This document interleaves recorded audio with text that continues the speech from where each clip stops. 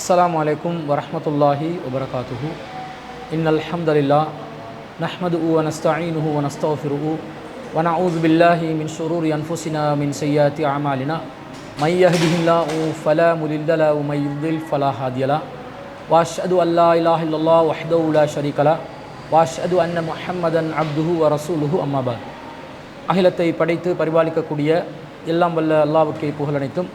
அல்லாஹுவின் சத்திய தூதர் எம்முயிரிலும் மேலான கண்மணி நாயகம் ஸல்லல்லாஹு அலைஹி வஸல்லம் அவர்கள் மீதும் அன்னவர்களை பின்பற்றி வாழக்கூடிய அனைத்து முஸ்லிம்கள் மீதும் எல்லாம் வல்ல அல்லாஹுவின் கருணையும் சாந்தியும் என்னென்னும் நிலவட்டமாக. அன்பிற்குரிய அல்லாஹுவின் நல்லடியார்களே, சிடிஜையின் உங்கள் கேள்வி நேரம் நிகழ்ச்சியினூடாக இந்த வாரமும் உங்களை சந்திப்பதிலே நாம் மகிழ்ச்சி அடைகிறோம். இந்த நிகழ்ச்சியை பொறுத்தவரையில் நீங்கள் கேட்கக்கூடிய மார்க்க ரீதியான சந்தேகங்களுக்கு விளக்கம் அளிக்கக்கூடிய விதத்தில் நாம் ஒவ்வொரு வாரமாக நடத்தி வருகிறோம். இன்றைய தினம் 30வது தொடராக நாம் நடத்தக்கூடிய நிகழ்ச்சியிலே முதலாவதாக ஒரு சமகால நிகழ்வையொட்டி எழுப்பப்பட்டிருக்கக்கூடிய விமர்சனமாக எழுப்பப்பட்டிருக்கக்கூடிய ஒரு கேள்விக்கான பதிலை நாங்கள் பார்ப்பதற்கு இருக்கிறோம். என்ன கேள்வி என்று சொன்னால், ஜனாசா நல்லடக்கத்திற்கு பிறகு உபதேசம் செய்வது கூடுமா என்ற ஒரு கேள்வியை எழுப்பக்கூடிய விதத்தில் அடக்க ஸ்தலங்களில் நடைபெறும் உபதேசங்கள் என்ற தலைப்பிட்டு ஒரு முதிர் ஒருவர், மஹ்மூதியா அரபு கல்லூரியை சேர்ந்த அதிபராக இருக்கக்கூடிய அல் உஸ்தாத் அஸ்மீர் இப்னு இஸ்மாயில் என்று சொல்லக்கூடிய ஒருவர் ஒரு விமர்சன கட்டுரையை முகநூலிலே பதிவு செய்திருக்கிறார். கடந்த சில நாட்களுக்கு முன்பதாக நம் அமைப்புடன் ஆரம்ப காலத்தில் பணியாற்றிய சகோதரர் உசைன் அவர்களுடைய ஜனாசா நல்லடக்கத்தின் போது நான் ஒரு உரை நிகழ்த்தி இருந்தேன். ஒரு சிறிய உரையாக ஒரு உரை நிகழ்த்தப்பட்டிருந்தது. அந்த உரை பல மக்கள் மத்தியிலே சென்றடைந்திருக்கக்கூடிய நிலையில் அதிகமான பார்வையாளர்களுக்கு அந்த உரை சென்றடைந்திருக்கிறது. எனவே உடனடியாக இப்படியெல்லாம் உரை நிகழ்த்துவது கூடுமா, இது மார்க்கத்தில் பிதஅத்தான ஒரு நிலையை தோற்றுவிக்கிறது என்ற மாதிரி ஒரு விமர்சன கட்டுரையை இந்த குறித்த உஸ்தாத் அஸ்மீர் இப்னு இஸ்மாயில் அவர்கள் வெளியிட்டு இருக்கிறார்கள். அவர் வெளியிட்டிருக்கக்கூடிய கருத்துக்கள் சரியானவை தானா என்பதை நாம் முதலில் ஆய்வு செய்து பார்ப்பதற்கு கடமைப்பட்டிருக்கிறோம். அவர் என்ன சொல்கிறார் என்று சொன்னால், ஒரு ஜனாசா நல்லடக்கத்தின் போது உரை நிகழ்த்துவது என்பது மார்க்கத்தில் அனுமதிக்கப்பட்ட ஒரு காரியமாக இருக்கிறதா என்ற ஒரு சந்தேகத்தை எழுப்பக்கூடிய விதத்தில் பலவிதமான வாதங்களை முன்வைத்திருக்கிறார். முதலாவதாக அவர் முன்வைத்திருக்கக்கூடிய வாதம், ஜனாசா நல்லடக்கத்திற்கு பிறகு உபதேசம் செய்வது சுன்னத்தாகும் என்பதற்கு தெளிவான ஆதாரம் இல்லை என்று ஒரு வாதத்தை வைத்திருக்கிறார்.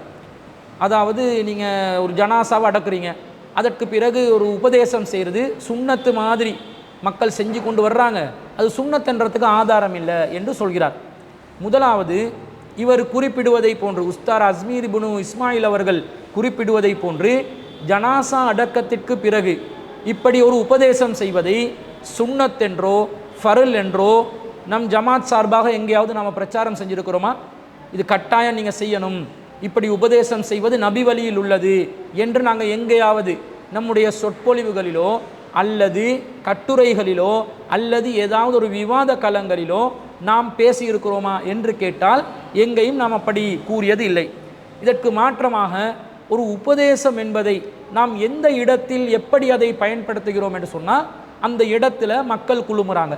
மக்கள் குழுமி இருக்கக்கூடிய ஒரு சபையாக இருக்கும்போது அந்த இடத்தில் மறுமை சிந்தனையை நினைவூட்டக்கூடிய விதத்தில், மரணத்தை நினைவூட்டக்கூடிய விதத்தில், அந்த ஜனாசா நல்லடக்கத்திற்கான காரியங்களுடைய நபி வழியை நினைவுபடுத்துவதோடு இந்த மாதிரி நாங்களும் மௌத்தா போக இருக்கிறோம் என்று ஒரு மரண சிந்தனையை நினைவூட்டக்கூடிய விதத்தில் ஒரு உபதேசம் செய்வது மார்க்கத்துக்கு எதிரான, மார்க்கம் அனுமதிக்காத ஒரு காரியத்தை போன்று யாராவது சித்தரித்தால் அதை ஆதரிக்கலாமா? மார்க்கத்தில் இதற்கான அனுமதி இருக்கிறதா இல்லையா? அனுமதி இருக்கிறது. இஸ்லாத்தில் இதை சுன்னத்தென்று நபிகள் நாயகம் ஸல்லல்லாஹு அலைஹி வஸல்லம் அவர்கள் சொல்லாவிட்டாலும், ஃபர்ல் என்று அல்லாஹு ரப்புல் ஆலமீன் கட்டளையிடாவிட்டாலும், இப்படிப்பட்ட உபதேசங்களை செய்வதற்கு மக்கள் ஒன்று குழுமக்கூடிய இடங்களில் நல்லுபதேசம் செய்வது என்பது இஸ்லாத்தில் அனுமதிக்கப்பட்ட ஒரு காரியமா இல்லையா? அனுமதிக்கப்பட்ட ஒரு காரியம். இது எங்கே வருது? அல் குர்ஆனில் 51வது அத்தியாயத்தில் 55வது வசனத்தில் அல்லாஹ் சொல்கிறான், வஸக்கிர் ஃபஇன்ன ذிக்ரா தன்ஃபஉல் முஃமினீன். நபியே, நீங்கள் அறிவுரை சொல்லுங்கள், உபதேசம் செய்யுங்கள். அறிவுரை என்பது நம்பிக்கை கொண்டோருக்கு பயன் தரக்கூடியதாக இருக்கிறது என்று இந்த வசனத்தில் அல்லாஹ் சொல்கிறான். அப்போ நம்பிக்கை கொண்டோர் எந்த இடத்துல இருக்கிறாங்களோ, எங்கே ஒன்று குழுமுறாங்களோ, அவர்களுக்கு ஒரு அறிவுரையை, ஒரு நல்லுபதேசம் செய்வது பயனளிக்கக்கூடியதாக இருக்கும் என்று அல்லாஹ் சொல்கிறார் என்றால், ஜனாசா நல்லடக்கத்தின் போது 4 பேர் ஒன்று சேர்ந்து இருக்கும்போது அந்த சபையில் இருக்கக்கூடிய நம்பிக்கை கொண்டவர்களுக்கு உபதேசம் செய்வது பயனளிக்கும் என்று தானே அர்த்தம். அது பயனளிக்காது, அது பயனளிக்கக்கூடியது அல்ல, அப்படி செய்யவே கூடாது என்று சொன்னால் இந்த குர்ஆன் வசனத்துக்கு என்ன அர்த்தமாகும்? குர்ஆன்ல அல்லாஹ் தஆலா நம்பிக்கை கொண்டவர்கள் ஒன்று குழுமுற இடத்துல 4 நல்லுபதேசங்களை பண்ணுங்கன்னு அல்லாஹ் சொல்லும்போது ஜனாசாவிலும் ஒன்று கூடுகிறார்கள். 4 விஷயங்களை மார்க்கத்தை கற்றுக் கொடுக்கக்கூடிய விதத்தில் உபதேசம் செய்தால் அது மார்க்கத்தில் எப்படி தடையாக கருதலாம்? எப்படி அது மார்க்கத்தில் அனுமதிக்கப்படாத ஒரு காரியமாக கருதலாம்? இதை சுன்னத்தென்றோ ஃபர்லென்றோ யாரும் சொல்லாத பட்சத்தில் மார்க்கத்தில் இதுக்கு அனுமதி இருக்குதுன்னு தான் அர்த்தம். அப்போ இந்த உஸ்தாது அஸ்மீர் இப்னு இஸ்மாயில் அவர்கள் எப்படி இது மார்க்கத்தில் சம்பந்தமே இல்லாத ஒரு காரியம் மாதிரி ஒரு தோரணையை அவர் உருவாக்குவார் என்பதை அவர் சிந்திக்க கடமைப்பட்டிருக்கிறார்.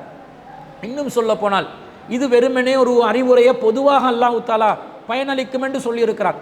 ஆனால் நபிகள் நாயகம் ஸல்லல்லாஹு அலைஹி வஸல்லம் அவர்கள் ஜனாசா நல்லடக்கங்களின் போதே அறிவுரை பகிர்ந்திருக்கிறார்களா இல்லையா?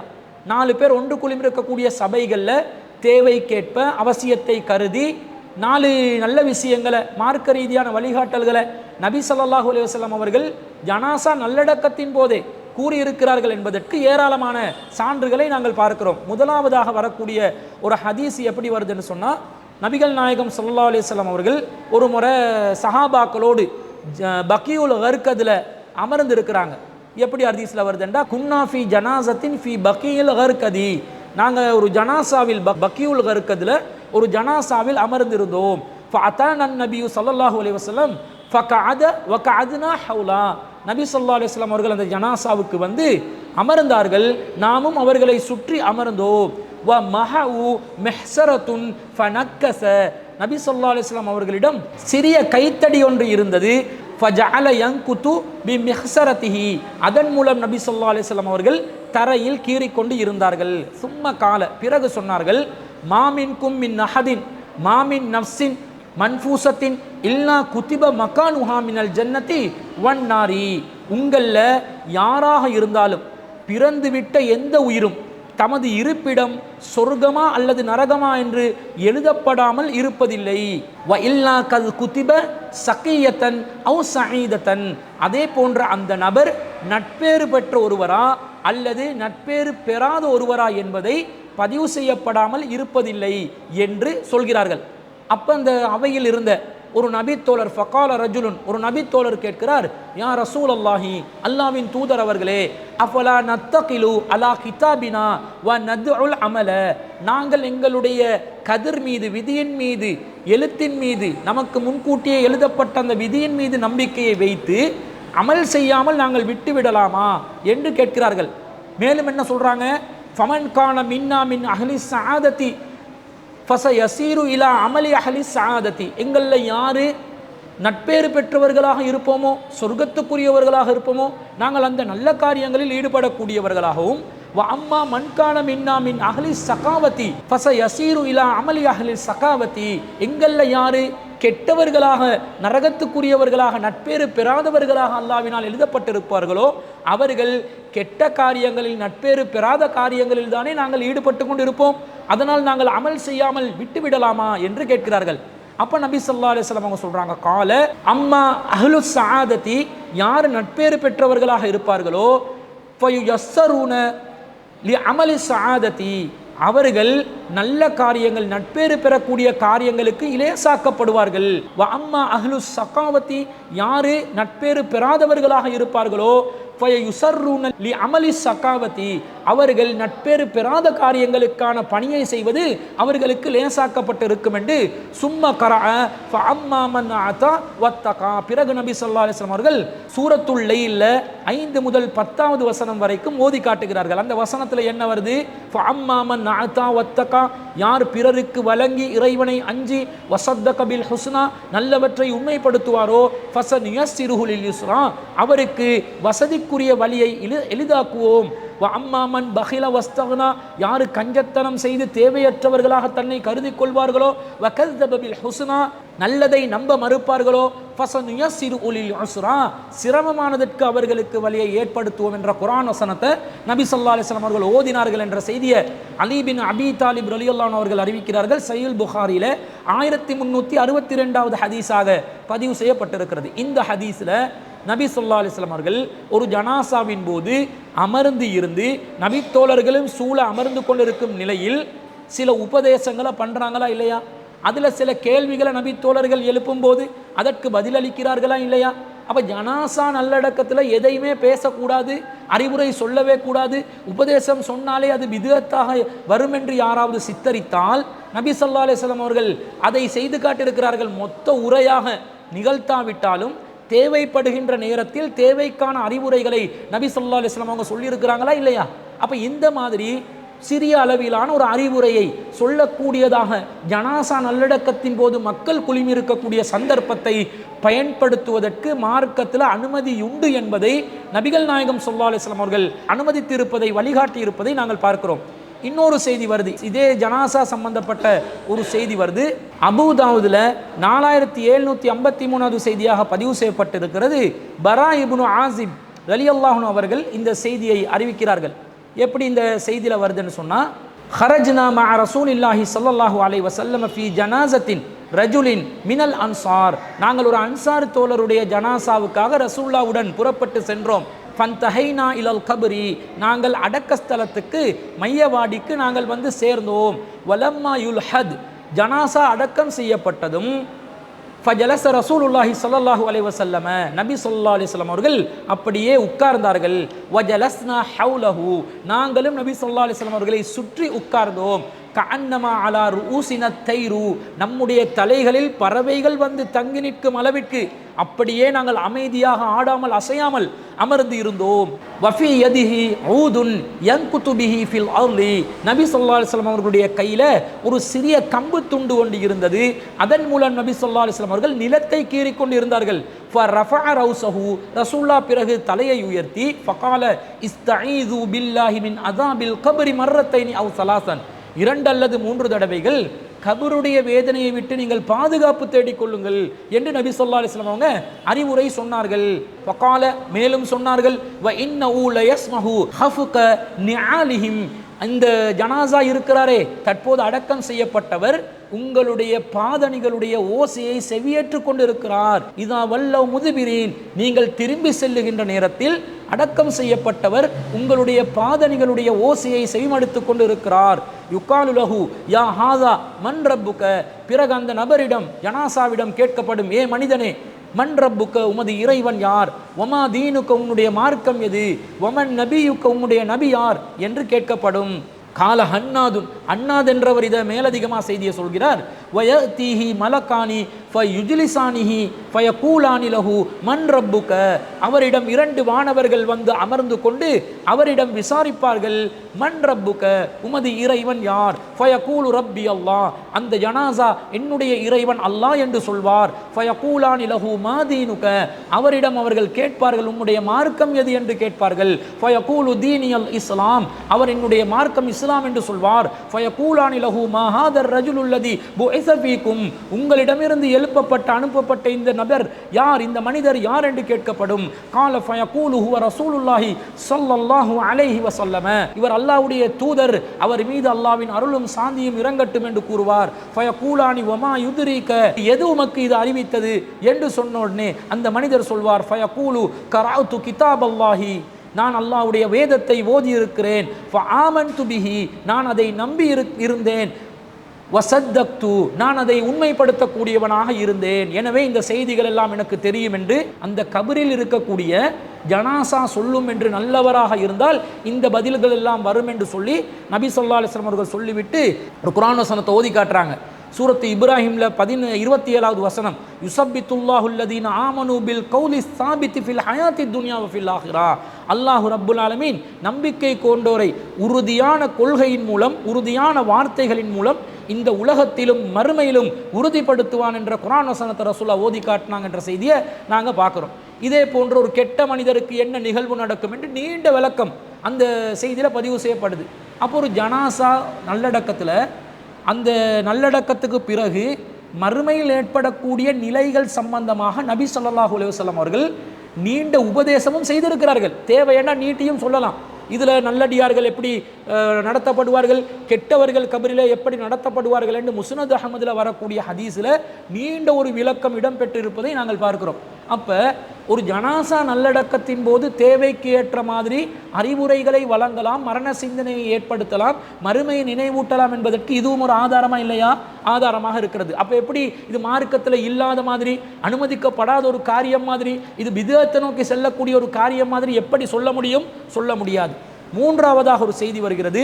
இதே அபூதாவுதில் 3221வது செய்தியாக உஸ்மான் இப்னு அஃபான் ரலியல்லாஹு அன்ஹு அவர்கள் அறிவிக்கிறார்கள், இப்படி ஒரு ஜனாசாவை நல்லடக்கத்தில் ரசூல் ஸல்லல்லாஹு அலைஹி வஸல்லம் இருந்து கானன் நபியு ஸல்லல்லாஹு அலைஹி வஸல்லம் இதா ஃபரக மின் தஃப்னில் மையித்தி, ஒரு ஜனாசாவை அடக்கம் செய்யப்பட்ட பிறகு வக்கஃப அலைஹி, அதன் மீது நின்றவர்களாக நின்று கொண்டு நபி ஸல்லல்லாஹு அலைஹி வஸல்லம் சொன்னாங்க, ஃபகால இஸ்தஃபிரு லி அஹீக்கும், உங்களுடைய சகோதரனுக்காக பாவ மன்னிப்பு தேடுங்கள், வஸல்லு லஹு பித்தஸ்பீத், அவருக்காக வேண்டி உறுதிப்பாட்டை அல்லாஹ்விடம் கேளுங்கள், ஃபஇன்னஹுல் ஆன யுஸ்அலு, அவர் தற்போது விசாரணை நடத்தப்பட்டு கொண்டு இருக்கிறார் என்று நபி ஸல்லல்லாஹு அலைஹி வஸல்லம் அவர்கள் சொன்னதாக நாங்கள் ஒரு செய்தியை பார்க்குறோம்.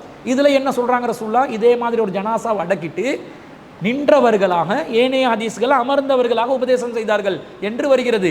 இந்த ஹதீஸில் நின்றவர்களாக உங்களை விட்டு பிரிந்து சென்ற சகோதரனுக்காக இஸ்திக்பார் செய்யுங்க, அவருக்கு அல்லாஹ்விடத்தில் பாவ மன்னிப்பு கேளுங்க என்று நபி ஸல்லல்லாஹு அலைஹி வஸல்லம் மார்க்க ரீதியான ஒரு வழிகாட்டலை, ஒரு உபதேசத்தை சிறிய அளவில் செய்திருக்கிறார்கள். அப்போ இப்படி ஏராளமான ஹதீஸுகளில் சிறிய அளவுலை தேவைக்கேற்ப நீட்டமாகவும் உரை நிகழ்த்தலாம் என்ற அனுமதி நமக்கு கிடைக்கும் பொழுது, அனுமதியே இல்லாத ஒரு காரியம் மாதிரி எப்படி உஸ்தாத் அஸ்மீர் இப்னு இஸ்மாயில் அவர்கள் அந்த கருத்தை பதிவு செய்திருக்கலாம்? அது தவறான ஒரு செய்தியாக, தவறான கருத்தாக இருப்பதை பார்க்கிறோம். அவர் இரண்டாவதாக ஒரு வாதத்தை வைக்கிறார். என்ன வைக்கிறார்? இந்த வரக்கூடிய அபூதாவுது புகாரியில் வரக்கூடிய செய்திகள் எல்லாம் அடக்கம் செய்து முடித்த பின் உபதேசம் நடந்ததாக நேரடியாக என்றொரு சொல்லும் இல்லை. அந்த சவக்குழியை தோண்டி கொண்டிருக்கும் போதுதான் நபி ஸல்லல்லாஹு அலைஹி வஸல்லம் அவர்கள் உபதேசம் செய்திருக்கிறார்கள் என்றுதான் வருகிறது. எனவே நாங்கள் கபருக்குழியை தோண்டி கொண்டிருக்கும் வரைக்கும் வேண்டுமென்றால் உபதேசம் சிறிய அளவில் செய்யலாம், தோண்டி அடக்கின பிறகு உபதேசம் செய்வது தவறு என்ற மாதிரி ஒரு கருத்தை வைக்கிறார். அன்பிற்குரியவர்களே, இந்த வாதம் சரியானதா? ஒருத்தர் கபரை தோண்டும் வரைக்கும் உபதேசம் செய்து கொண்டிருக்கிறார், தோண்டிய பிறகு உபதேசம் செய்கிறார். இந்த ரெண்டில் ஏற்பட்ட காரியம் என்ன? உபதேசம் செய்திருக்கிறார் என்பது. ஒரு நேரத்தை குறிப்பிட்டு இருந்தால் அந்த நேரத்தில் மட்டும்தான் அதை செய்யணும் என்று இருந்தால் நபி ஸல்லல்லாஹு அலைஹி வஸல்லம் அவர்கள் இந்த நேரத்தில் இதை செய்ய வேண்டும் என்று தெளிவாக கட்டளையிடுவார்களா இல்லையா? இப்போ நாங்கள் ஹக்கீகா கொடுக்கணும் என்றால் 7ஆம் திகதி ஹக்கீகா கொடுக்கணும் என்று நேரடியாக வரும். அதுக்கு பிறகும் கொடுக்கலாம், முன்னாடியும் கொடுக்க இயலாது. தொழுகை மூமின்களுக்கு இன்னென்ன நேரத்தில் தான் கடமையாக்கப்பட்டிருக்குது என்று அல்லாஹ் குர்ஆனில் சொல்லுவான். நேரம் விதிக்கப்பட்ட ஒன்றா இருந்தா யௌமுன் நஹரு துல்ஹஜ் மாதம் 10ஆம் திகதி தான், அதுதான் அறுத்து பலியிடுவதற்குரிய நாளாகும் ரசூலுல்லாஹ் சொல்கிறாங்க. அப்போ நேரம் குறிக்கப்படுது. பெருநாள் தொழுகைக்கு பின்பதாகத்தான் அறுக்கணும், அதற்கு முன்பதாக அறுத்தால் அது உல்ஹியாவில் வராதென்றாங்க ரசூலுல்லாஹ். நேரம் குறிப்பிடப்படுகிறது. இதுபோல ஜனாசா நல்லடக்கத்தின் போது உரை நிகழ்த்துவதாக இருந்தால் சவக்குழியை தோண்டும் வரைக்கும் தான் உபதேசம் செய்ய வேண்டும் என்று ரசூலுல்லாஹ் சொன்னாங்களா? இல்லை. அப்போ நேரம் என்பது நபி ஸல்லல்லாஹு அலைஹி வஸல்லம் திட்டமிட்டு குறிப்பிட்டு இருந்தால்தான் அந்த நேரத்தை நாங்கள் அடிப்படையாக வைத்து அந்த இபாதத்தை செய்யணும். பொதுவாக ஒரு சந்தர்ப்பத்தில் நடந்துச்சுன்னா அந்த காரியம் நிகழ்ந்திருக்கிறது, அந்த காரியத்துக்கான அனுமதி கிடைத்து விட்டது என்று தானே எடுத்துக்கொள்ள வேண்டும். ரசூல் ஸல்லல்லாஹு அலைஹி வஸல்லம் அவர்கள் சவக்குழியை தோண்டும் வரைக்கும் உபதேசம் செய்தார்கள் என்று ஒரு அறிவிப்பில் வரும் என்றால், தோண்டி முடிஞ்சு அடக்கம் செய்யப்பட்ட பிறகும் நபி ஸல்லல்லாஹு அலைஹி வஸல்லம் அவர்கள் உபதேசம் செய்திருக்கிறார்கள் என்று நான் ஏற்கனவே குறிப்பிட்ட அபூதாவுதில் 3221வது செய்தி பதிவு செய்யப்படுகிறதா இல்லையா? அதில் தெளிவாக வருகிறது, இதா ஃபரக மின் தஃப்னில் மையித்தி, ஒரு ஜனாசாவுடைய பிரேதத்தை, இறந்தவரின் பிரேதத்தை அடக்கம் செய்து முடிந்தவுடன் வக்கஃப அலைஹி, அதன் மீது நின்று கொண்டு இருந்த நிலையில் நபி ஸல்லல்லாஹு அலைஹி வஸல்லம் அவர்கள் உபதேசம் செய்கிறாங்க. என்ன உபதேசம்? இஸ்தக்ஃபிரு லி அஹீக்கும், உங்கள் சகோதரனுக்காக பாவ மன்னிப்பு தேடுங்கள். இது ஒரு நன்மையை ஏவி தீமையை தடுக்கக்கூடிய ஒரு காரியமா இல்லையா? நன்மையை ஏவுதல் என்பது இங்கே நடந்திருக்குதா இல்லையா? இஸ்திக்ஃபார் செய்யுங்க, இஸ்திக்ஃபார் செய்யுங்க என்ற அந்த நன்மையை ஏவும் விஷயம் ஒரு உபதேசமா இல்லையா? அப்ப அடக்கிய பிறகு நின்றவர்களாக நபி ஸல்லல்லாஹு அலைஹி வஸல்லம் அவர்கள் உபதேசம் செய்திருக்கிறார்கள் என்பதை நாங்கள் தெளிவாக பார்க்க கூடியதாக இருக்கிறது. இவ்வளவு விளங்கி அடக்கிற அந்த சவக்குழிய தோன்ற நேரத்தில் தான் உபதேசம் பண்ணணும் என்று அந்த காரியத்தை ஒரு வரையறைக்குள்ள நேர காலத்துக்குள்ள வரையறுத்து பேசுவதாக இருந்தால் அதற்கு நேரடி ஏவல் வந்த கட்டளை வரக்கூடிய செய்தியை அவர் எதிர்த்து காட்டணுமா இல்லையா? அப்படி எதையும் காட்டலை. இதிலிருந்து இப்படி புரிந்து கொள்ளலாம் என்று அவர் சொன்னால், அபூதாவுதில் வரக்கூடிய இந்த செய்தியிலிருந்து அடக்கம் செய்த பிறகு சவக்குழியில் மண்ணை எல்லாத்தையும் போட்டு அடக்கம் செஞ்சு எல்லாத்தையும் நிரப்பிய பிறகு கபருக்கு பக்கத்தில் நின்றும் உபதேசம் செய்யலாம் என்ற இந்த அபூதாவுடைய செய்தியிலிருந்து புரிந்து கொள்ளலாமா இல்லையா?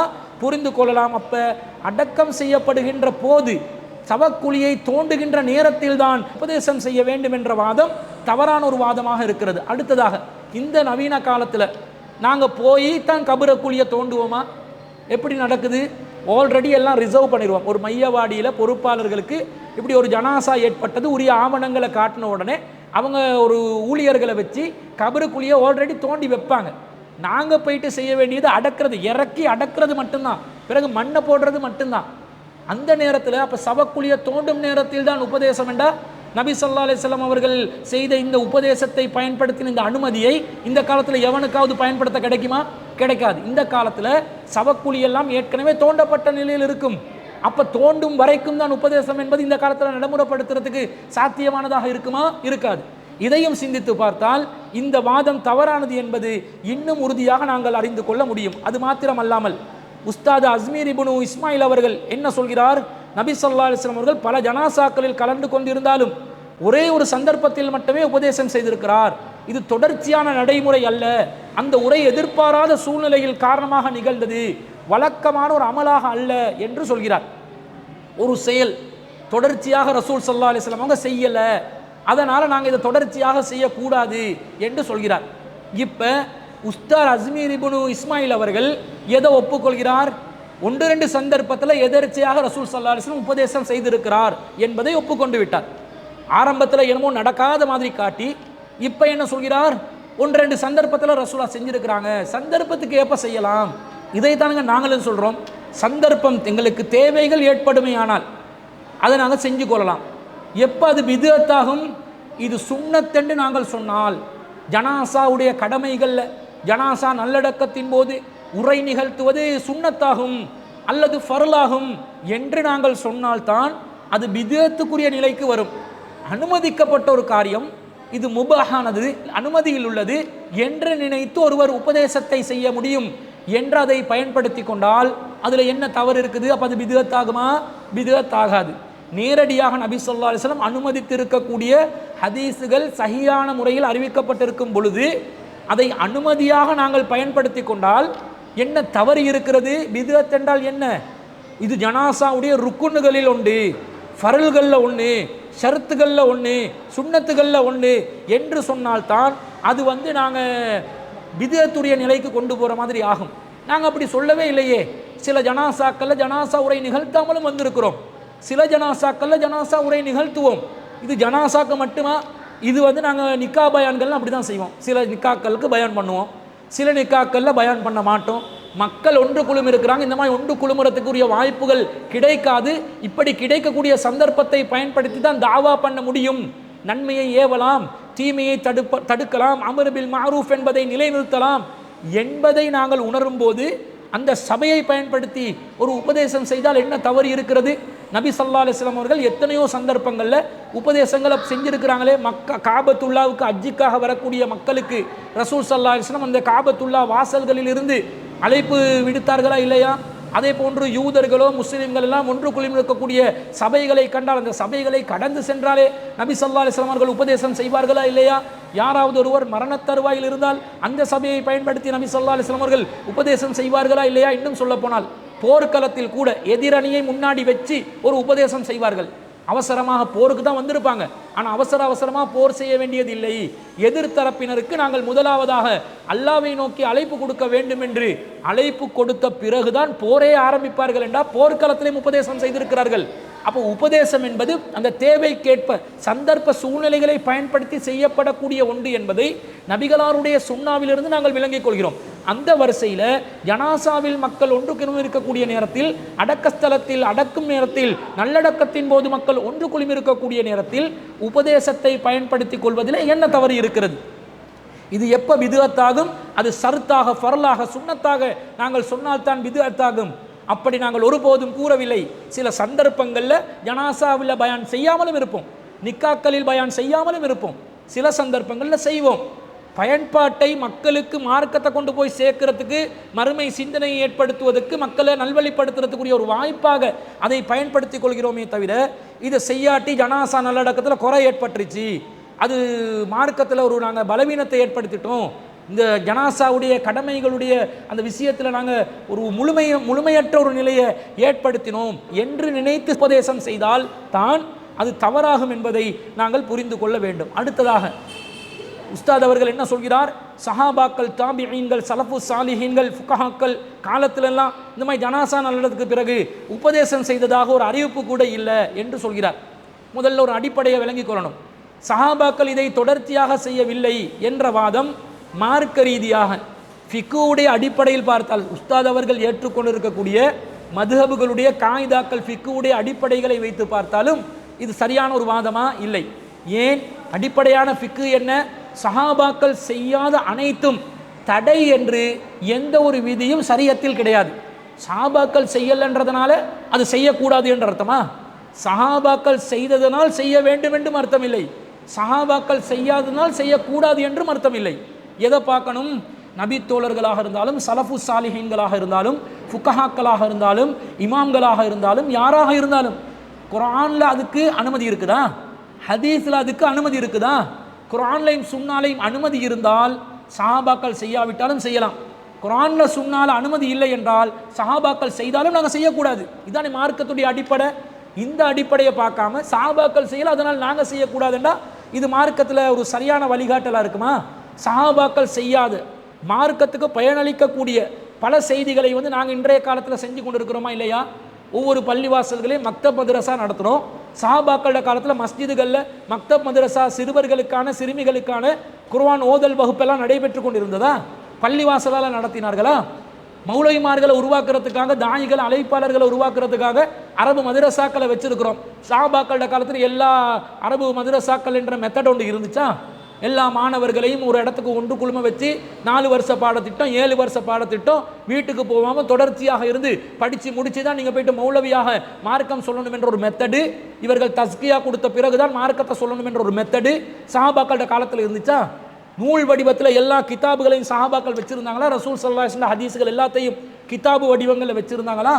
நாங்கள் வச்சுருக்கிறோமா இல்லையா? அப்போ இது எதை அடிப்படையாக பார்ப்பது?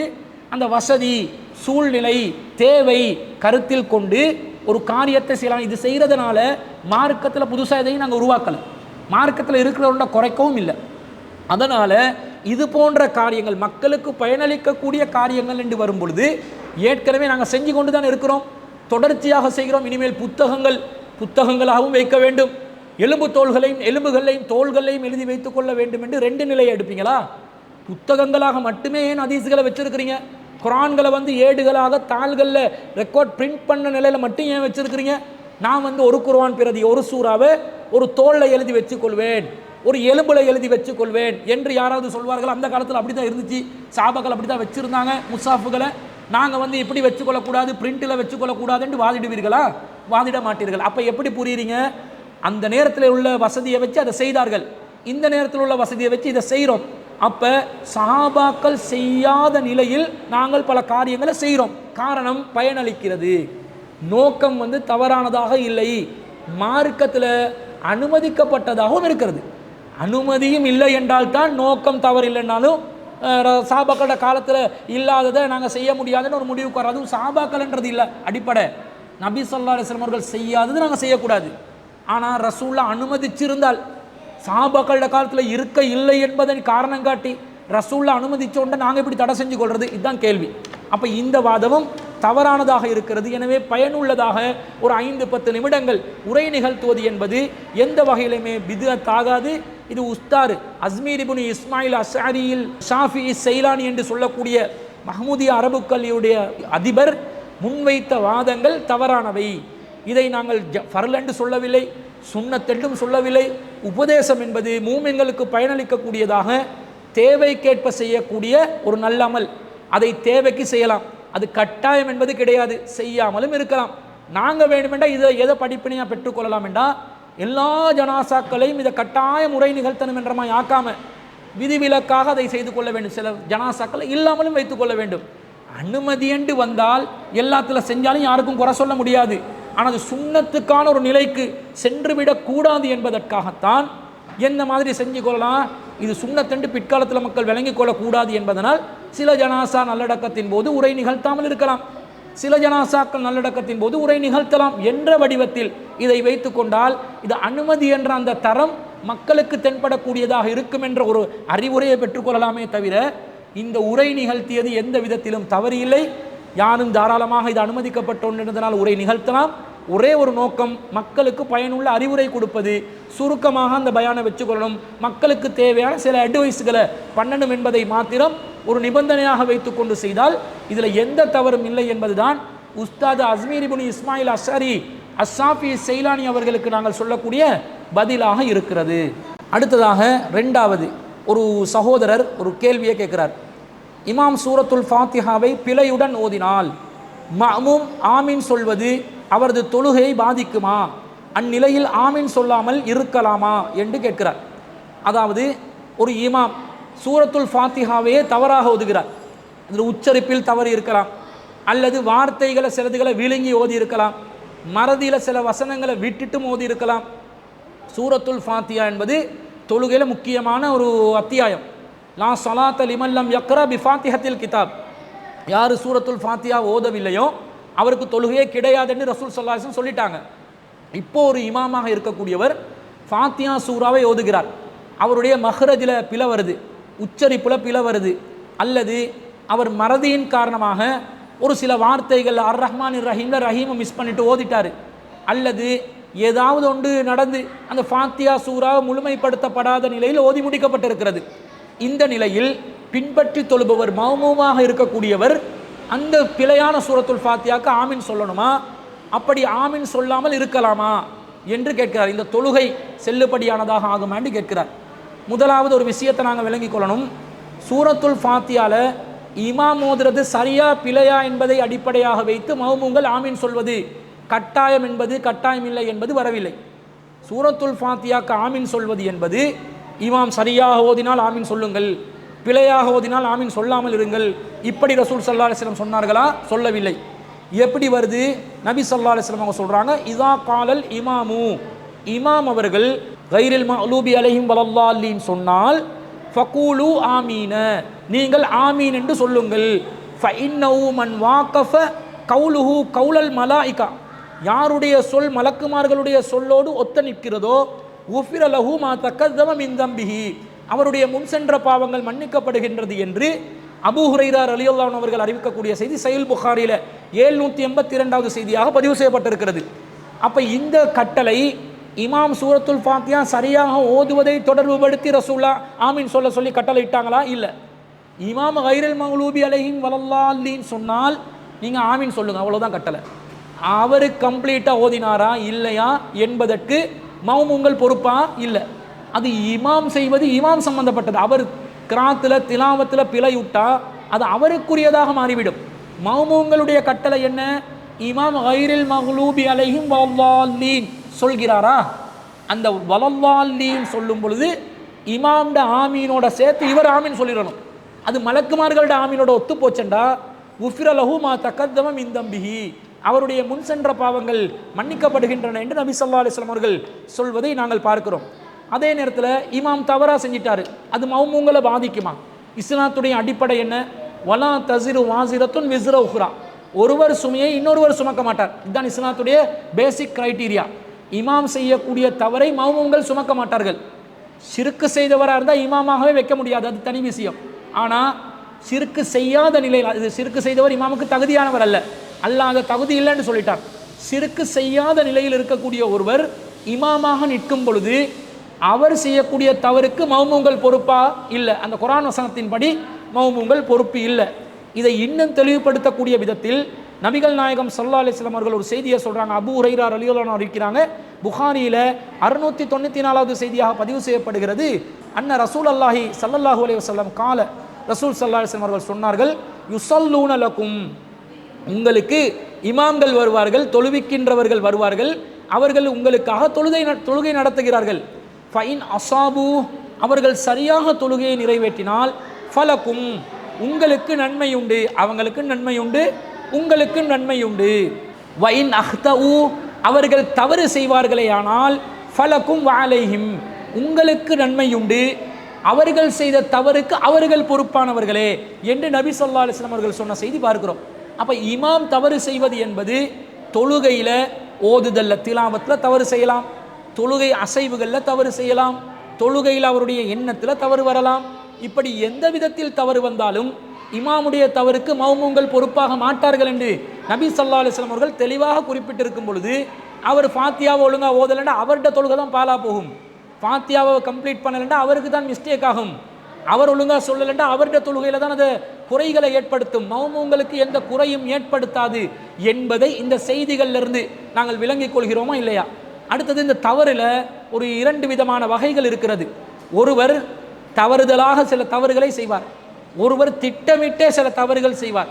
திட்டமிட்டே ஒருவர் தவறு செய்யக்கூடியவராக இருந்தால், வேணுக்கெண்டே அந்த தவறை செய்வாராக இருந்தால், அந்த நேரத்தில் இது சூரத்துல் ஃபாத்தியா என்றதை மட்டும் அடிப்படையாக வைத்தல்ல, ஒரு தொழுகையில் திட்டமிட்டே பல மாற்றங்களை செய்கிறார், திட்டமிட்டே அந்த தொழுகையை நீட்டுகிறார், திட்டமிட்டே அந்த தொழுகையில் தப்பு தப்பாகவே ஓதுகிறார், குழப்பம் ஏற்படுத்துவதற்காகவே செய்கிறார். இந்த மாதிரி செய்வாரேயானால் நாங்கள் அந்த இமாமை தெரிவு செய்கிறதுலேருந்து விலகி இருக்கலாம். அவரை பின்பற்றி தொழுதால் தவறு கிடையாது, ஆனால் அவர் செய்கிற தவறுக்கு அவர் பொறுப்புதாரி. ஆனால் பின்பற்றுபவருக்கு அந்த இமாமை ரிஜெக்ட் பண்ணுற அதிகாரம் இருக்கிறது. அதை நபி ஸல்லல்லாஹு அலைஹி வஸல்லம் அவர்கள் ஒரு செய்தியில் நமக்கு உறுதிப்படுத்துகிறாங்க. ஜாபிர் இப்னு அப்துல்லா ரலியல்லாஹு அன்ஹு அவர்கள் அறிவிக்கக்கூடிய செய்தி புகாரியில் 705வது செய்தியாக பதிவு செய்யப்படுகிறது. முஆத் இப்னு ஜபல் ரலியல்லாஹு அன்ஹு அவர்கள் அவருடைய சமூகத்துக்கு இஷா தொழுகை, இரவு தொழுகைகள் எல்லாம் இமாமத் செய்வார். ஆனால் அவருடைய தொழுகைக்காக கால அக்பல ரஜுலுன் பி நாலிஹைனி வக்கது ஜனஹல் லைலு ஃபவாகஃப முஆதன் யுஸல்லி, ஒரு மனிதர் 2 ஒட்டகங்களுடன் வந்து முஆத் இப்னு ஜபல் ரலியல்லாஹு அன்ஹு அவர்கள் இரவு நேரத்தில் தொழுகை நடத்தி கொண்டிருக்கும் போது ஃபதரக நாஹ்யஹு, அவர் தன்னுடைய ஒட்டகத்தை விட்டுவிட்டு வ அக்பல இலா முஆதின், முஆத் ரலியல்லாஹு அன்ஹு அவர்களை பின்தொடர ஆரம்பித்தார். ஃபக்ரஅ பி சூரத்தில் பக்ரா, முஆத் இப்னு ஜபல் ரலியல்லாஹு அன்ஹு அவர்கள் இஷா தொழுகையில் சூரத்துல் பக்ராவை ஓத ஆரம்பிக்கிறார். அவின் நிசாஇ, அல்லது சூரத்துல் நிசாவை ஓதுவதற்கு ஆரம்பித்து விட்டார்கள். இந்த மனிதர் என்ன பண்ணுறார், அவர் வேலை வெட்டியை செஞ்சு ஒட்டகத்தை மேய்ச்சி விவசாயம் பண்ணி கஷ்டப்பட்டு இரவு நேரத்தில் 2 ஒட்டகத்தை மேய்ச்சிட்டு வந்து அதை கட்டி வச்சுட்டு தொழுகைக்கு வந்தால், இவர் என்ன பண்ணுறார், இமாமு நீட்டமாக தொழுவிக்கிறார், சூரத்துல் பக்ராவை ஓதுறார் அல்லது நிசா அளவுக்கு ஓதுகிறார். அந்த நேரத்தில் ஃபந்தலக்கர் ரஜுலு, அந்த மனிதர் முஆத் இப்னு ஜபல் ரலியல்லாஹு அன்ஹு அவர்களிடம் விலகி சென்று விடுகிறார்கள். வ பலகஹு அன்ன முஆதன் நால மின்ஹு, ஆனால் அவருக்கு கேள்விப்படுது முஆத் இப்னு ஜபல் ரலியல்லாஹு அன்ஹு இதை இவர் விலகி போனதை அறிஞ்சு அவரை திட்டிக் கொண்டு விமர்சனம் செய்து கொண்டு இருப்பதை அவர் கேள்விப்படுகிறார். ஃபஅத்தன் நபிய ஸல்லல்லாஹு அலைஹி வஸல்லம், அவர் ரசூல் ஸல்லல்லாஹு அலைஹி வஸல்லம் அவர்களிடம் வருகிறார். ஃபஷகா இலைஹி முஆதன், முஆத் இப்னு ஜபல் ரலியல்லாஹு அன்ஹு அவர்களுக்கு எதிராக புகார் செய்கிறார்கள்.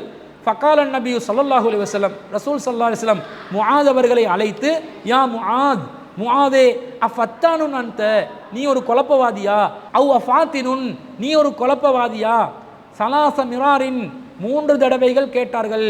ஃபலவுலா ஸல்லைத பி ஸப்பிஹ் இஸ்ம ரப்பிக வஷம்சி வல்ஆஹா, நீங்கள் இஷாவை தொழுவிக்கிறீங்க, ஸப்பிஹ் இஸ்ம ரப்பிக்கல் ஆலாவை ஓதி தொழுவிக்க முடியாதா, வஷம்சி வல்ஆஹாவை ஓதி தொழுவிக்க முடியாதா, வல்லைலி இதா யக்ஷா ஓதி தொழுவிக்க முடியாதா, ஃபஇன்னஹு யுஸல்லி வராஅக்கல் கபீரு வல்லைஃபு வதுல் ஹாஜா, உமக்கு பின்னால் முதியவர்கள் தொழுகிறார்கள், பலவீனமானவர்கள் தொழுகிறார்கள், தேவையுள்ளவர்கள் தொழுகிறார்கள். ஏன் தொழுகையை நீட்டுறீங்க, தொழுகையை நீட்டி நீங்கள் குழப்பம் செய்றீங்களாண்டு இமாமத்தில் நீட்டி தவறு செய்த முஆத் இப்னு ஜபல் ரலியல்லாஹு அன்ஹு அவர்களை நபி ஸல்லல்லாஹு அலைஹி வஸல்லம் அவர்கள் விமர்சனம் செய்கிறார்கள், கண்டிக்கிறார்களே தவிர அந்த நேரத்தில் தொழுகையில் ஏற்படுத்தின தவறின் காரணமாக, திட்டமிட்டு செய்யப்பட்ட தவறின் காரணமாக இமாமத்தை விட்டு விலகி வந்த அந்த அன்சாரி தோழரை நபி ஸல்லல்லாஹு அலைஹி வஸல்லம் அவர்கள் கண்டிக்கவில்லை என்ற செய்தியை நாங்கள் புகாரியில் பார்க்குறோம். அப்போ இமாம் தொழுகையில் கிராத்தில் ஏதாவது பிரச்சனை பண்ணால், குறிப்பாக ஃபாத்தியால பிரச்சனை பண்ணால், மௌமூங்களுக்கு என்ன கடமை என்றால், மௌமூங்கள் முதலாவது திருத்தணும். திருத்தி அவர் திருந்தாவிட்டால் அதை எடுத்து கொடுக்கணும். எடுத்து கொடுத்து அவர் திருந்தாவிட்டால், இந்த இமாம் ஒழுங்காக ஃபாத்தியா ஓதுறாரும் இல்லை, சுட்டி காட்டினா சரியாக சரி செஞ்சு கொள்றாரும் இல்லை, அப்போ இந்த இமாம் எனக்கு பின்பற்றுவதற்குரியவராக நான் ஆக்கிக்கொள்ள மாட்டேன் என்று விலகிச் செல்லலாம் என்பதை விளங்கிக் கொள்கிறோம். அதே நேரத்தில் இமாமுடைய கிராத்தில் தவறுகள் நிகழ வாய்ப்பு இருக்குது. அது ரசூல் ஸல்லல்லாஹு அலைஹி வஸல்லம் அவர்களுக்கே நிகழ்ந்திருக்கிறது. அதை நபித்தோழர்களும் சுட்டி காட்டியிருக்கிறார்கள். இந்த நிலையில்தான் இமாம்களை நாங்கள் வைத்துக் கொள்ள வேண்டும். இமாம் என்றா அவர் வானத்தால் விழுந்தவர் அல்ல. அல்லாவின் தூதருக்கே இமாமத் செய்யும் போது குர்ஆன் வசனங்களில் முன்ன பின்ன சில செய்திகள் ஏற்பட்டு இருப்பதை நாங்கள் ஒரு செய்தியில் பார்க்குறோம். எப்படி பார்க்குறோம் என்று சொன்னால், உபை இப்னு கஅப் ரலியல்லாஹு அன்ஹு அறிவிக்கிறாங்க, அன்ன ரசூலுல்லாஹி ஸல்லல்லாஹு அலைஹி வஸல்லம் ஸல்லா பின்னாசி ஃபதரக ஆயா, ரசூலா மக்களுக்காக தொழுகை நடத்தினார்கள், ஒரு வசனத்தை விட்டு விட்டார்கள். கால கேட்டார்கள், ஐயுக்கும் அஹத அலைய ஷையன் மின் கிராஅத்தி, உங்களில் யாராவது என்னுடைய கிராத்தில் ஓதுதல்ல ஏதாவது குறைகளை என்று கேட்கிறார்கள். ஃபகால உபை இப்னு கஅப் ரலியல்லாஹு அன்ஹு சொல்றாங்க, அன யா ரசூலல்லாஹ், அல்லாஹ்வின் தூதரே நான் அதை எடுத்து தந்தேன். தரத்த ஆயத்த கதா வகதா, இந்த வசனங்களை நீங்க விட்டுட்டு ஓதுறீங்க, அதை நான் எடுத்து தந்தேன். ஃபகால ரசூலுல்லாஹி ஸல்லல்லாஹு அலைஹி வஸல்லம், ரசூலா சொல்றாங்க, கஸ அலிம்து இன்கான அஹதுன் அஹதஹா அலைய, எனக்கு யாராவது என்னுடைய வசனங்கள் விட்டு வைப்பதை எடுத்து காட்டக்கூடியவராக இருந்தா ஃபைன்னக அன்தஹுவ, அது நீங்களாக தான் இருக்க வேண்டும் என்று நான் நினைத்து கொண்டேன், விளங்கிக் கொண்டேன், எனக்கு தெரியும் என்று நபி ஸல்லல்லாஹு அலைஹி வஸல்லம் அவர்கள் சொன்ன செய்தியை உபை இப்னு கஅப் ரலியல்லாஹு அன்ஹு அறிவிக்கிறாங்க. அஹ்மதுல 20320வது செய்தியாக பதிவு செய்யப்பட்டிருக்கிறது. அப்போ இதிலிருந்து என்ன விளங்குது, ரசூல் ஸல்லல்லாஹு அலைஹி வஸல்லம் ஒரு வசனத்தை விட்டுட்டு ஓதுறாங்க, விட்டுட்டு ரசூலாக்கே ஓதக்கூடிய நிலைமை உருவாக வேண்டாம்.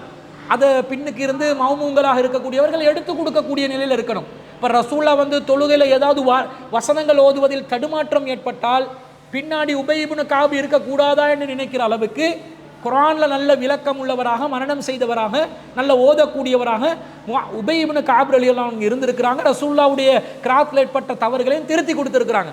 அப்போ இமாம் கிராத்தில் தவறு செஞ்சா, ஃபாத்தியால தவறு செஞ்சா திருத்தி கொடுங்க.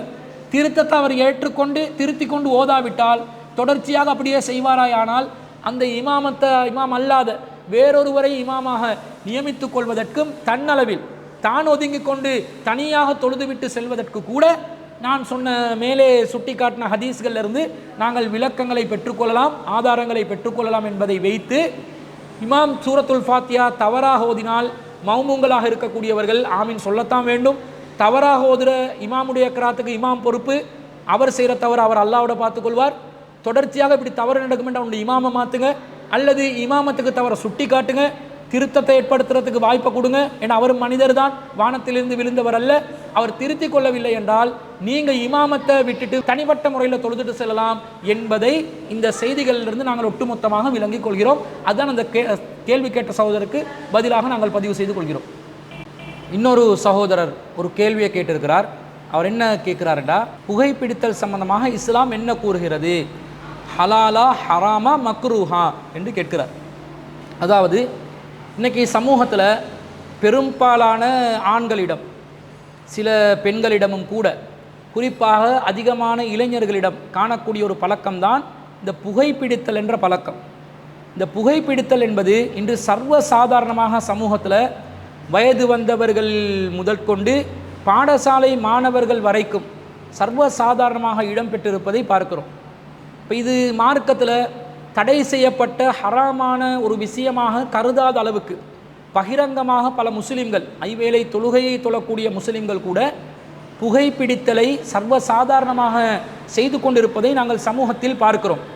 இந்த நாகரிகமான சமூகத்தில் இப்படி புகைப்பிடித்து கொண்டு வாழ்ந்தால்தான் அது ஒரு முதுகெலும்புள்ள ஒரு இளைஞராக இருப்பார், அவர்தான் வீரமிக்க ஒரு இளைஞர் என்பதை காட்டுற மாதிரி ஒரு தோற்றத்தை இந்த புகை சம்பந்தப்பட்ட, சிகரெட் சம்பந்தப்பட்ட கம்பெனிகள் உருவாக்கி வச்சிருக்கிறாங்க. அதனால் இந்த தவறான நச்சு கருத்து, இந்த தவறான பழக்கம் சமூகத்தில் ஊடுருவிருப்பதை பார்க்கிறோம். அது முஸ்லிம் சமூகத்திலேயும் பெரும்பாலானவர்கள் மத்தியிலே ஊடுருவிருப்பதை நாங்கள் பார்க்கிறோம். அன்பிற்குரியவர்களே, இந்த இஸ்லாமிய மார்க்கத்தில் இப்படிப்பட்ட இந்த புகைப்பிடித்தலை போன்ற காரியங்களை செய்வதற்கு நமக்கு அனுமதி இருக்கிறதா என்பதை நாம் பார்க்க வேண்டும். முதலாவது, இஸ்லாத்துடைய ஒரு பொதுவான அடிப்படை, இஸ்லாம் ஹராமாக்குகின்ற நேரத்தில் இஸ்லாம் உணவுகளை ஹராமாக்குகின்ற நேரத்தில் 2 விதமான நிலைகளில் இஸ்லாம் ஹராமாக்கும். முதலாவது, நேரடியாக அந்த குறிப்பிட்ட உணவை சொல்லி இந்த உணவு ஹராம் என்று இஸ்லாம் சொல்லும். அதற்கு மாற்றமாக பொதுவான ஒரு விதியை ஏற்படுத்தி இந்த தன்மைகளை கொண்ட நிலையில் இருந்தால் அந்த தன்மை கொண்ட எல்லா பொருட்களும் ஹராம் தான் என்று ஒரு பொது விதியை சொல்லும். இப்படி 2 விதமான நிலைகளில் ஹராத்தை ஏற்படுத்தும். நேரடியாக தடை செய்யும், அல்லது பொதுவாக ஒரு தன்மையை சொல்லி இந்த தன்மைக்கு உட்பட்ட அனைத்தும் ஹராம் என்று சொல்லும். இந்த சிகரெட், புகைப்பிடித்தல், பீடி, சுருட்டு போன்ற இந்த புகை இலை சம்பந்தப்பட்ட பயன்பாடுகள் இஸ்லாம் எந்த அடிப்படையில் தடை செய்கிறது என்று சொன்னால், ஒரு மனிதனுடைய உடலுக்கு கேடு விளைவிக்கக்கூடிய, தீங்கு விளைவிக்கக்கூடிய, அவனுடைய உடல், அறிவு, ஆரோக்கியம் அனைத்தையும் முடக்கக்கூடிய விதத்தில், முறியடிக்கக்கூடிய விதத்தில் அமைக்கக்கூடிய எந்த ஒரு விஷயமாக இருந்தாலும் இஸ்லாம் பொதுவாகவே தடை செய்திருக்கிறது. பேர் குறிப்பிடாமலேயே பொதுவாகவே தடை செய்திருக்கிறது. அல் குர்ஆனில் 2வது அத்தியாயத்தில் 195வது வசனத்தில் அல்லாஹ் சொல்கிறான், வலா துல்கு பி ஐதீக்கும் இல தஹ்லுகா, உங்களுடைய கரங்களை அழிவின் பால் நீட்டாதீர்கள். வா அஹ்சினு, நல்லதை செய்யுங்கள்.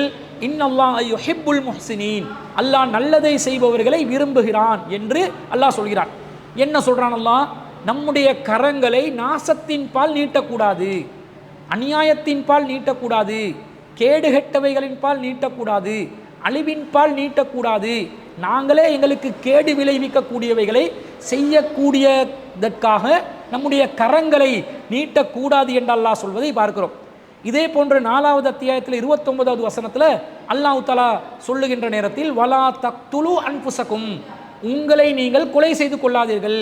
இன்னல்லாஹ கான பிக்கும் ரஹீமா, அல்லாஹ் உங்கள் விஷயத்திலே நிகரற்ற அன்புடையவனாக இருக்கிறான் என்று அல்லாஹ் சொல்கிறான். அப்போ எங்களையே கொலை செய்த அளவுக்கு தற்கொலை செய்வதை இந்த வசனம் தடை செய்கிறது, தடுக்கிறது. அதே போன்று தற்கொலை அல்லாத விதத்தில் வேறு விதமாக எங்களை அழிச்சி நாசமாக்கக்கூடிய விதத்தில் எது வந்தாலும் இஸ்லாமிய மார்க்கம் அதை தடை செய்திருப்பதை இந்த வசனத்திலிருந்து பார்க்கிறோம். இப்போ இந்த புகைப்பிடித்தல், சிகரெட் பயன்பாடு, புகையிலை சம்பந்தப்பட்டவைகள் மார்க்கத்தில் நமக்கு தடையா இல்லையா என்பதை அறிவதற்கு இந்த புகையிலை சம்பந்தப்பட்ட பயன்பாட்டில் இருக்கக்கூடிய பழக்க வழக்கங்கள், புகையிலை சம்பந்தப்பட்ட பொருட்கள் எந்த மாதிரி தன்மையை கொண்டது என்பதை நாங்கள் புரிந்து கொள்ள வேண்டும். முதலாவது, இந்த சிகரெட் என்ற வடிவம் மட்டுமல்ல, புகையிலை என்பது வெற்றிலையோடு பாக்கை சேர்த்து புகையிலையும் சேர்த்து பயன்படுத்தக்கூடிய, அதை மெல்லக்கூடிய ஒரு பழக்கம் சமூகத்தில் இருக்கிறது. அதே மாதிரி வெறுமனே புகையிலையை மட்டும் வாயில வைத்து கொண்டு அதை மெல்லக்கூடிய ஒரு நிலையையும் பார்க்கிறோம். அதே போன்று பான் பராக் போன்ற பாக்குகளுடன் புகையிலையை கலந்து அதை உண்ணக்கூடிய, அதை மெல்லக்கூடிய ஒரு பழக்கத்தை, உட்கொள்ளக்கூடிய ஒரு பழக்கத்தையும் சமூகத்தில் பார்க்கிறோம். அது அல்லாமல் அந்த புகையிலையை ஒரு விதமான வடிவத்தில் வச்சு அதை சுற்றி அதை பற்ற வச்சு அதில் புகையை வெளிப்படுத்தி அந்த புகையை உறிஞ்சி கொள்வதன் ஊடாக அது பீடியாகவோ, சிகரெட்டாகவோ, சுருட்டாகவோ அல்லது வேறு ஏதாவது ஒரு பொருளாகவோ அதனுடைய புகையை உட்கொள்ளக்கூடிய விதத்தில் இந்த வடிவத்தில் பயன்படுத்தக்கூடியதும் இருக்கிறது. எல்லாத்துக்கும் பேசிக்கில் எது நிற்கிதுன்னா புகையிலை இருக்கிறது. இந்த புகையிலை என்பது மனிதனுக்கு நன்மை தரக்கூடியதா இல்லையா என்பதைத்தான் நாங்கள் ஆய்வு செய்து பார்க்க வேண்டும். பொதுவாக புகையிலை என்பது மனுஷனுக்கு எந்த நன்மையும் தராத, மாறாக அதிகமான தீங்கு தரக்கூடிய, எந்த விதத்திலும் மனிதனுடைய பயன்பாட்டுக்கு உதவாத, பல கேடுகளை விளைவிக்கக்கூடிய, முற்றிலும் முழுதாக கேடுகளை விளைவிக்கக்கூடிய ஒரு பொருளாக இருப்பதை நாங்கள் பார்க்கிறோம். எந்த அளவுக்கு என்று சொன்னால், இந்த புகைத்தல் என்பதை செய்வதனால், புகையிலை பயன்பாட்டினால் எந்த அளவுக்கு தீங்கு ஏற்படுது என்று சொன்னால், உடலுக்கு கடும் தீங்கு ஏற்படுகிறது. உலக சுகாதார நிறுவனம் குறிப்பிடுகின்ற அறிக்கையின் பிரகாரம், அவர்கள் மருத்துவ ரீதியாக செய்த ஆய்வு ரீதியாக மேற்கொண்ட ஒரு அறிக்கையின் பிரகாரம், இந்த புற்றுநோய் ஏற்படுவதற்கு அடிப்படையான காரணமே இந்த புகையிலை தான், புகைத்தல் தான் என்று சொல்கிறார்கள். புற்றுநோய் என்பது பல விதங்களில் வரலாம். ஒரு மனிதனுக்கு பரம்பரையாக புற்றுநோய் வரலாம், அல்லது வேறு வேறு காரணிகளால் புற்றுநோய் வரலாம். ஆனால் குறிப்பாக நுரையீரல் புற்றுநோய் என்பது 22% எதனால் ஏற்படுகிறது? இந்த சிகரெட் காரணமாகத்தான் ஏற்படுகிறது, புகையிலை காரணமாகத்தான் ஏற்படுகிறது என்று உலக சுகாதார அமைப்பு சொல்கிறது. நுரையீரல்ல புற்றுநோய் ஏற்பட்டால் வேறு வேறு காரணங்கள் 28% இருக்கும் என்றால் 22% அதுக்கு காரணம் புகையிலை தான் என்று சொல்கிறது. அதே போன்று குரலிலே ஏற்படக்கூடிய புற்றுநோய், குரல் வலை புற்றுநோய்க்கு 30% காரணம் இந்த புகையிலை. இரத்த குழாய் புற்றுநோய்க்கு 31% காரணம் புகையிலை. உணவு குழாயில் புற்றுநோய் வருகிறது என்றால் உணவு குழாய், சுவாச குழாய் வேறையாகவும் தனியாகவும் உணவு குழாய் தனியாகவும் இருக்கிறது. உணவு குழாயிலும் தொண்டையில் ஏற்படக்கூடிய புற்றுநோய் இருக்கிறது என்றால் அதுக்கு 34% காரணம் இந்த புகையிலை தான். வயிற்று புற்றுநோய் ஏற்படுகிறது, அதுக்கு 35% காரணம் இந்த புகையிலை தான். நுரையீரல் வளர்ச்சியை குறைக்கக்கூடிய விதத்தில், மூச்சு குழாயில் அதனுடைய இயக்கத்தை தடுக்கக்கூடிய விதத்தில் ஒரு நோய் ஏற்படுகிறது என்றால் அதற்கு காரணம் இந்த புகையிலையும் புகைத்தலும் தான். அதே போன்று ஒரு மனிதனுக்கு பிளட் பிரஷர் வரலாம், இரத்த அழுத்தம் பரம்பரையாகவும் வரலாம், வேறு வேறு காரணங்களுக்காகவும் வரலாம். ஆனால் அதிகப்படியான பிளட் பிரஷர், இரத்த அழுத்தம் வருவதற்கு காரணம் இந்த புகையிலை தான், புகைப்பிடிப்பது தான். அதே போன்று ஒரு மனிதன் தொடர்ச்சியாக புகைத்தல் என்ற அந்த பழக்கத்தில் இருக்கும்போது அவனுக்கு சுவையை பிரித்தறியக்கூடிய தன்மை அற்று போகிறது. உணவின் சுவை என்பது முக்கியம். அந்த சுவையை உணரும் சக்தி மனிதனுக்கு ஆகவே குறைந்து ருசியை உணர முடியாத, அந்த ருசியை உணரக்கூடிய நரம்புகள் செத்து போய் சுவையை உணர முடியாத ஒரு நிலை ஏற்படுகிறது. அது மாத்திரமல்லாமல் வாசனை மனிதனுக்கு தேவை. வாசனை உணர்வதற்காக மூக்கை பயன்படுத்தி வாசனையை உணர்ந்து கொள்வார்கள். வாசனையை உணர்ந்து கொள்ளக்கூடிய தன்மையையும் இந்த சிகரெட் என்ற பழக்கம் இல்லாமலாக்கிவிடும், புகைத்தல் பழக்கம் இல்லாமலாக்கிவிடும். ஒரு மனிதனுக்கு பக்கவாதம் ஏற்படுத்துவதற்கு அதிகமான வாய்ப்பு இந்த புகைத்தலின் காரணமாக இருக்கிறது. அதே போன்று சிறுநீரக பாதிப்புக்கு அதிகமான காரணம் இந்த சிகரெட்டில் இருக்கக்கூடிய, இந்த புகைத்தலில் இருக்கக்கூடிய நச்சுக்கள் தான் என்பதையும் காரணமாக சொல்கிறார். அதனால சிறுநீரகத்தில் கிரியேட்டின் அளவு ரொம்ப அதிகமாக மேலேறி சென்று அதை செயலிழக்க வைக்கக்கூடிய நிலைக்கு தள்ளுகிறது. தொற்று நோய் ஒரு மனிதனுக்கு ஏற்படுதுண்டா அது உடம்புல நோய் எதிர்ப்பு சக்தியினூடாக அதை தடுத்து கொண்டிருக்கும். ஆனால் எவன் புகையிலை காரணமாக, புகைத்தல் காரணமாக அதை பழக்கத்துக்குள்ளாக்கி அவனுடைய உடல்ல நச்சுக்களை செலுத்தி கொண்டிருப்பானோ அப்போது நோய் எதிர்ப்பு சக்தி அப்படியே குறைந்துவிடும் என்ற நிலை ஏற்படுகிறது. இது எல்லாத்தையும் விட வீரியத்தையும் ஆண்மையையும் வெளிப்படுத்துவதற்காக 5 விரல்ல 6வது விரலாக சிகரெட்டை வச்சு சினிமா நடிகர்கள் ஒரு விதமான ட்ரெண்டை உருவாக்கி இதான் ஆண்மைக்கு அடையாளம் என்று காட்டினார்களே, அந்த மொத்த ஆண்மையை நீக்கக்கூடிய, ஆண்மையில் பலவீனத்தை ஏற்படுத்தக்கூடிய அடிப்படை காரணமாக இந்த சிகரெட் இருக்கிறது, இந்த புகைத்தல் இருக்கிறது என்று இன்று கண்டுபிடித்திருக்கிறார்கள்.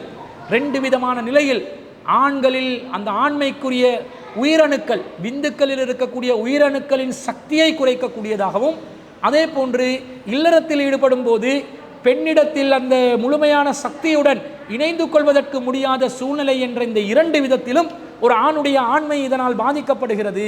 அது மாத்திரமல்லாமல் நான் சிகரெட்டை குடித்தா எனக்கு மட்டும் பாதிப்புன்றதில்லை, நான் அந்த புகையை உள்ளே இழுத்து அதை வெளியே செலுத்துகின்ற நேரத்தில் அப்படியே சுற்றுச்சூழல் மாசு அடைகிறது.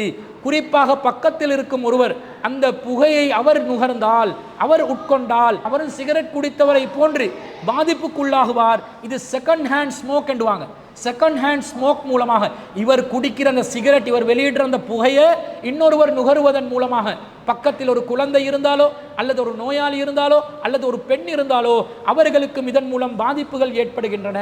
குறிப்பாக பெண்கள் சிகரெட் பழக்கத்துக்கு ஆளானா அவர்களுடைய கருவறை வளர்ச்சி முற்றிலும் முழுதாக தடை செய்யப்படுகிறது, பலவீனம் அடைகிறது. அது மாத்திரமல்லாமல் இதய நோய் ஏற்படுகிறது, அதற்கு அடிக்ஷன் ஆகுவார்கள், அடிமைத்தனம் ஏற்படுகிறது. நிக்கோட்டின்ல இருக்கக்கூடிய மீண்டும் மீண்டும் அதை செய்ய தூண்டுகின்ற தன்மை, சிகரெட் இல்லாமல் டாய்லெட்டுக்கு போக முடியாத நிலை, ஒரு வேலையில் ஈடுபட முடியாத நிலை என்று எடிக்ஷன் என்ற தன்மையை உருவாக்கி ஒரு விதமான மனவியாதியை ஏற்படுத்துகிறது. காசு பணம் விரயமாகுகிறது. அதிகமானவர்கள் இந்த சிகரெட்டுக்காக அவர்களுடைய சம்பாத்தியங்களை செலவழிக்கிறார்கள். இதனால் பலவிதமான பொருளாதார சுமைகள் குடும்பங்களில் ஏற்படுகிறது. இது எல்லாத்தையும் விட இந்த சிகரெட் பழக்கம், புகையிலை பழக்கத்தின் காரணமாக ஒரு மனிதனுடைய ஆயுட்காலம் குறைகிறது. ஏண்டா ஒவ்வொரு பார்ட்ஸாக செயலிழக்க ஆரம்பித்தோன்னே அவனுக்கு ஒழுங்காக மூச்சு எடுக்க முடியாமல், ஒழுங்காக சுவாசிக்க முடியாமல், தேவையான ஆக்சிஜன் அளவு உடம்புக்கு செலுத்த முடியாத சூழ்நிலையில், உட்கொள்ள முடியாத சூழ்நிலையில் அவனுடைய உடம்பு பலவீனம் அடைந்து கூடிய சீக்கிரத்தில் மரணம் அடையக்கூடிய நிலையும் இந்த புகைத்தலின் காரணமாக, புகையிலின் காரணமாக ஏற்படுகிறது என்று மருத்துவ ரீதியான ஆய்வறிக்கைகள் சொல்கிறது. இப்போ சொல்லுங்க, இதில் நன்மை இருக்குதா தீமை இருக்குதா? முற்றிலும் முழுதாக தீமை. இது தீமை என்றது உலக சுகாதார அமைப்பு சொல்ல வேண்டிய அவசியம் இல்லை. ஒவ்வொருவரும் சிகரெட் பேக்கெட்டை எடுத்துக்கொண்டால் புகைத்தல் புற்றுநோயை ஏற்படுத்தும், ஸ்மோக்கிங் கோசஸ் கேன்சர் என்று பேக்கெட்ல அடிச்சிருக்கிறான். ஒரு அரசாங்கம் வந்து என்ன பண்ணாருண்டா, அந்த பேக்கெட்டில் வாயில் ஏற்படக்கூடிய புற்றுநோய்க்குரிய அந்த ஃபோட்டோக்களை பதிவு செய்யுங்கன்னு ஃபோட்டோக்களை பதிவு செய்ய வச்சார். அது ஒரு விதமான ஏமாத்து வேலை. புகைத்தல் என்பது ஒருத்தனை வந்து இந்த அளவுக்கு கடும் பாதிப்புக்கு உள்ளாக்குதுன்னு சொன்னால் அரசாங்க ரீதியாக அதை தடை செய்யணுமா இல்லையா? தடை செய்கிறான் இல்லை. ஏன்றால் சிகரெட் கம்பெனிக்காரண்ட வரி மூலமாகத்தான் ஒவ்வொரு அரசாங்கமும் அவர்களுடைய அரசாங்கத்தை நடத்தி கொண்டு செல்கிறார்கள். அதனால் அதை தடை செய்யாமல் அதை மறைமுகமாக ஆதரிக்கக்கூடியவர்களாக ஒரு புறத்தில் வந்து மகரகமல கேன்சர் ஹாஸ்பிட்டலில் வச்சு, ஆரோக்கியா என்ற ஹாஸ்பிட்டலில் வச்சு, இன்னொரு பக்கத்தில் இந்த புகையிலையை வலியுறுத்தக்கூடிய விதத்தில், அனுமதிக்கக்கூடிய விதத்தில் அரசாங்கம் இந்த சிகரெட் கம்பெனிகளுக்கெல்லாம் லைசன்ஸ் கொடுத்துருக்கிறான், அனுமதி பத்திரத்தை வழங்கியிருக்கிறான். இது முரண்பட்ட ஒரு செயல். கேன்சர் ஹாஸ்பிட்டலுக்கு போகிற முக்காவாசி பேருக்கு இந்த சிகரெட் அடிப்படையாக இருக்கிறது. அதை கூட கவனத்தில் கொள்ளாமல் இந்த சிகரெட் கம்பெனிகளுக்கு அனுமதியை கொடுத்து பான் பராக்கு, பீடா, பாபுல் என்ற ஒவ்வொரு பேரில் வரக்கூடிய ஒவ்வொரு நாசகரமான பயன்பாடுகளுக்கும், போதைப் பொருட்களுக்கும் அனுமதியை கொடுத்து சாதாரணமாக இதை செய்ய வைக்கிற இந்த புகையிலையை தூளாக்கி மூக்குக்குள்ளே போடுற மூக்குப்பிடி பழக்கம் இருக்குது சில பேருக்கு. அதுவும் நேரடியாக புகையிலையை மூக்குக்குள்ளே போட்டு இழுத்து அவங்களுக்கு இந்த புற்றுநோயை ஏற்படுத்திக் கொள்வதற்கான ஒரு வாய்ப்பாக இருப்பதனால் இந்த புகையிலையுடன் சம்பந்தப்பட்ட பீடியாக இருக்கலாம், சிகரெட்டாக இருக்கலாம், சுருட்டாக இருக்கலாம், பான் பராக்காக இருக்கலாம், வெத்திலையோட புகையிலையை பயன்படுத்துறதாக இருக்கலாம், அல்லது இந்த புகையிலையை தூளாக்கி மூக்குப்பிடியாக அதை மூக்குக்குள்ளே செலுத்திக் கொள்வதாக இருக்கலாம். எல்லாருக்கும் இந்த புற்றுநோய் என்பது கன்ஃபார்ம். ஒரு விதத்தில் இல்லாட்டி இன்னொரு விதத்தில் அந்த நோய் ஏற்படும், அல்லது வேறு விதத்தில் உடல் ரீதியான பலவீனம் ஏற்பட்டு தங்களுடைய கரங்களாலே அழித்து கொள்ளக்கூடிய நாசகரமான ஒரு காரியம் அதன் மூலம் செய்து கொள்கிறார்கள். எனவே ஒருவருக்கு கேடு விளைவிப்பது ஹராம் என்று இஸ்லாம் சொல்வதனால அதிக அளவில் ஒரு மனிதனுக்கு கேடு விளைவிக்கக்கூடிய ஒரு விஷயமாக இருந்தால் இந்த சிகரெட், பீடா, சுருட்டு, பான் பராக்கு, மூக்குப்பிடி போன்றவைகள் தான் இருக்கிறது என்பதனால் அது முற்றிலும் முழுதிலும் ஹராம் என்பதில் எல்முனை அளவும் சந்தேகம் இல்லை. அது நம்ம மக்ரூஹ், வெறுக்கப்பட்டதா மக்ரூஹ்னு கிடையாது. ஹலாலா ஹராமா? ஹலால் என்றால் செய்யலாம், ஹராம் என்றால் செய்யாமல் இருக்க வேண்டும். நமக்கு விருப்பம் இல்லாட்டி ஒதுங்கி இருக்கலாம், அவ்வளவுதான். ஆனால் இது ஹராம் என்ற நிலையில் இருக்கக்கூடியது. ஹராம் என்ற நிலையில் எதிர்க்குதோ அதை விட்டு முற்றிலும் முழுதாக விலக வேண்டும் என்பதுதான் இஸ்லாம் சொல்லக்கூடிய வழிகாட்டலாக இருக்கிறது. எனவே இளைஞர்கள் உங்களுடைய ஆண்மையை பாதுகாத்துக் கொள்வதற்கு, உங்களுடைய ஆரோக்கியத்தை பாதுகாத்துக் கொள்வதற்கு, உங்களுடைய ஆயுளை பாதுகாத்துக் கொள்வதற்கு இந்த நாசகரமான செயலில் நீங்கள் ஈடுபடாமல் நீங்கள் உங்களை காத்துக்கொள்ளுங்கள், உங்களுடைய உடம்பை பாதுகாத்துக் கொள்ளுங்கள், நல்ல சாப்பிடுங்க, ஆரோக்கியமான உணவுகளை சாப்பிடுங்க, உங்களுடைய ஆண்மையை வெளிப்படுத்துவதற்காக வேண்டி தேவையான உடல் பயிற்சிகளை நீங்கள் மேற்கொள்ளுங்கள்.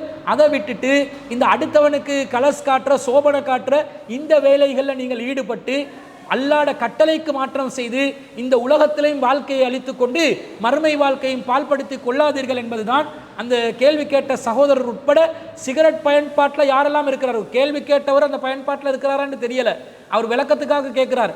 ஆனால் இந்த பழக்கத்தில் யாரெல்லாம் இருக்கிறாங்களோ இவற்றை விட்டு முற்றிலும் முழுதாக விலகிக் கொள்ள வேண்டும் என்பதுதான் இஸ்லாம் சொல்லக்கூடிய தீர்வாக இருக்கிறது என்பதை கூறிக்கொண்டு இந்த வாரத்திற்கான சிடிஜையின் உங்கள் கேள்வி நேரம் நிகழ்ச்சியை நாங்கள் இத்துடன் நிறைவு செய்து கொள்கிறோம். வஆஹிரு தஅவானா அனில் ஹம்துலில்லாஹி ரப்பில் ஆலமீன்.